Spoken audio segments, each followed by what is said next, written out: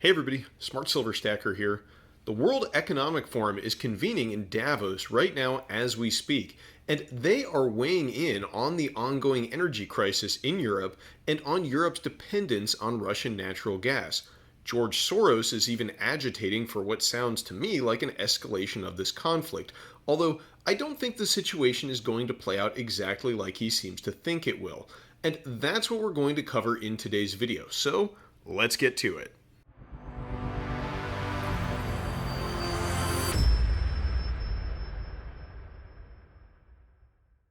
Okay, so this is a story that we got out of the World Economic Forum yesterday. The title is Europe Can Replace Its Lost Russian Energy Supply with This Surprising Partner.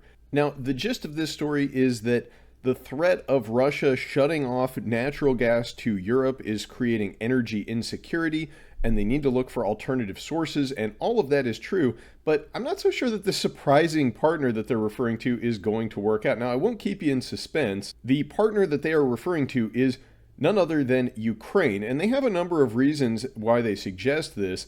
The first is that Ukraine's energy sector has surprised the world with its stability amid war. More than 55% of Ukraine's electricity is produced by nuclear power plants, which is clean energy. Now, I would tend to agree with the World Economic Forum that nuclear is clean energy. However, it doesn't seem like a lot of the EU nations agree with that. Germany was just shuttering all of its nuclear power plants. So before they start looking to external sources of power, maybe they should reconsider that policy.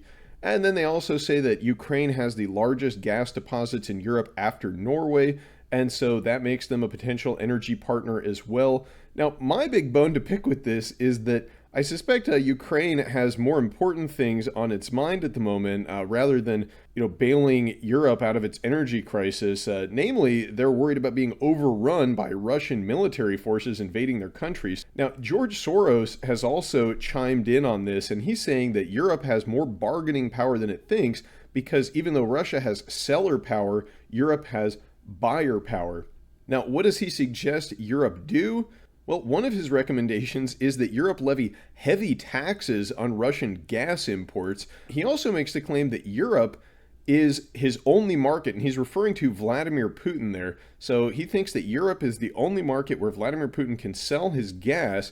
And then he goes on to say if he doesn't supply Europe, he must shut down the wells in Siberia from where the gas comes. And it takes time to shut those wells down. And once they are shut down, they're difficult to reopen because of the age of the equipment. And, that is probably true. I don't think that Russia wants to shut down its gas operations. However, this suggestion that Europe levy taxes on gas imports, I would expect that those would primarily be passed on to consumers rather than Russia as the gas producer. I mean, Russia could simply refuse to send the gas, and that would put Europe in a much worse spot than just some taxes being levied on the imports. And then also, this idea that Europe is the only market for Russian gas, I think, is quite erroneous. And he goes on to say, we must mobilize all our resources to bring the war to an early end. The best and perhaps only way to preserve our civilization is to defeat Putin as soon as possible. And now, I'm not cheerleading for Russia here. I mean, they are the aggressor, although I think it can be argued that they were kind of painted into a corner and they, were forced to invade Ukraine in some ways. Again, not defending Russia, just kind of pointing out that the picture is not so clear as some would have you believe. And also, I would like to point out that potentially the best way to preserve our civilization is not to defeat Putin, but perhaps to simply come to some kind of amicable peace agreement. That is, one option as well, and one that maybe we should be taking a look at. But any of these plans to transition to alternative energy sources for Europe and to switch perhaps to liquefied natural gas, that's one potential strategy. They're going to encounter problems, and this is a headline that we got from Bloomberg yesterday. Europe's plan to replace Russian gas stumbles on liquid natural gas bottlenecks. And this seems kind of obvious on its face to me that, packaging up liquid natural gas in places like the US, taking the gas out of the ground, sending it to a plant where it gets liquefied, gets put on a ship, sent over to Europe, turned back into gas, and then distributed. It seems obvious that this is going to be less efficient than just receiving gas via a pipeline from Russia. But now what we are seeing is that it is not just all of those extra steps, but that the existing infrastructure in Europe won't even really allow gas to be distributed this way, as you can send the liquid natural gas to the ports in Europe, but once they convert it back into natural gas, they don't have infrastructure to send gas from Western ports to countries in the East, because all of the existing infrastructure is designed to send gas from East to West.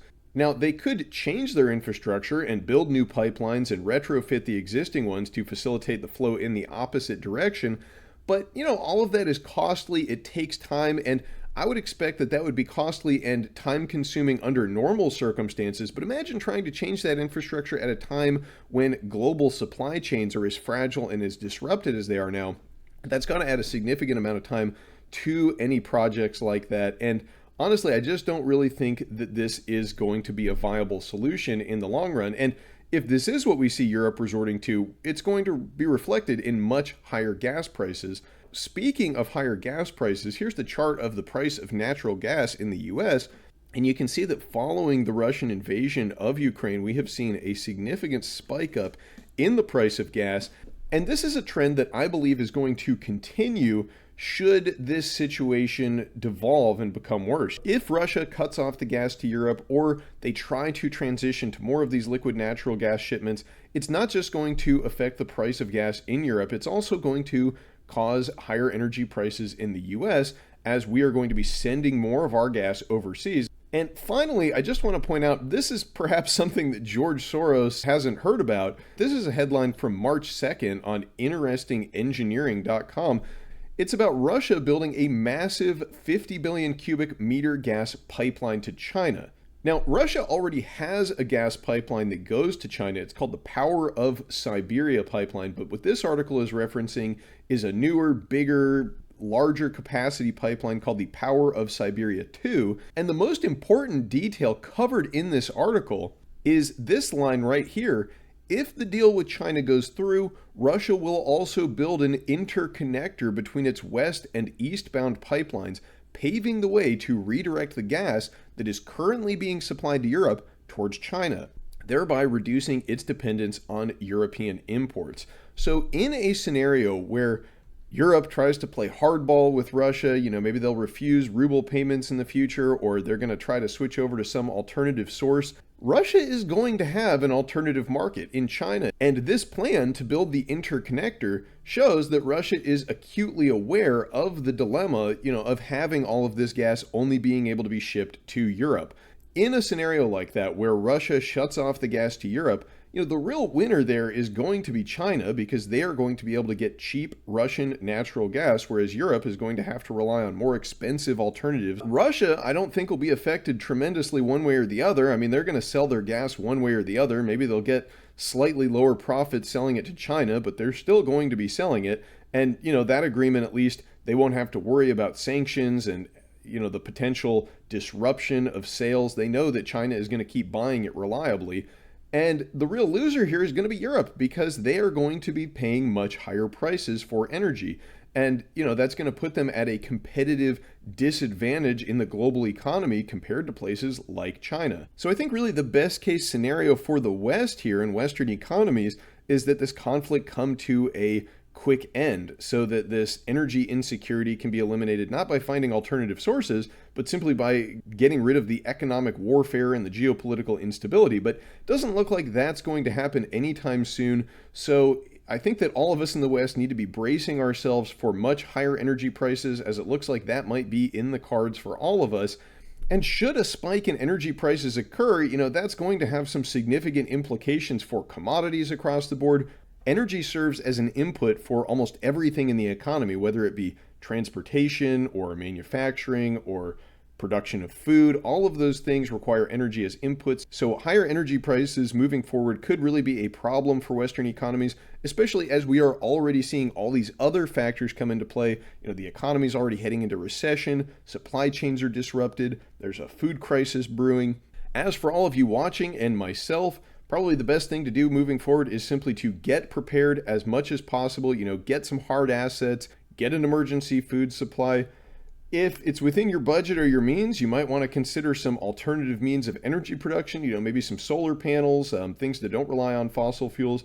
maybe stock up on some gas, although there's only so much you can really do in terms of making yourself energy independent unless you have some kind of a self-sufficient ranch. And for most people, myself included, that is sort of beyond our means. So what do you think the situation will be like moving forward? Will the EU and the West be able to find alternative energy sources to Russia? Or are we going to see the gas get cut off and see a big spike up in energy prices? Let me know what you think in the comments down below. Thank you all very much for watching. I'll catch you next time. Smart Silver Stacker, out.